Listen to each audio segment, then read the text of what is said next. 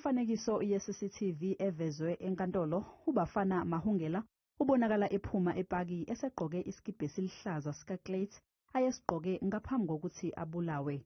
Uthi emva kokubona ukuthi kunomuntu ofile wamthinta ukuzwa ukuthi usaphila yini, wamgumula isikibha ukuze acishe izinsalela zakhe zamazenge eminwe kuye.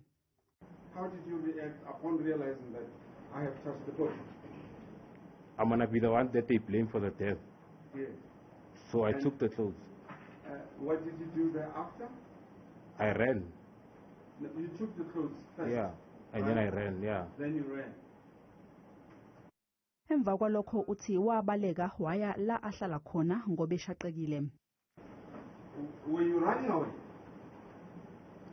Well,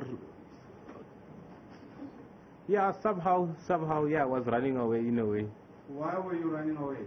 Because I was shocked, like that I just passed the dead body, like I was just with the dead body right now. Ubuzwe ukuthi kungani ngawabikelanga amaphoyisa noma abize abantu acela usizo esikhundleni sokubaleka. Why is it that after seeing this dead body, didn't you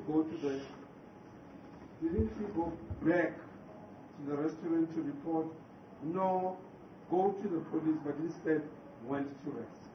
Because how many people passed that same place, and then like, why when I pass, I come back with a dead body? uBafana uthi ngalolu suku wayidukile wazithela phezulu kwesidumbu. I was lost. That's how I ended up there. I didn't even know that place was there. Umsolwa ugcine esechiphiza izinyembezi enkantolo, icala lihlehliselwe kusasa.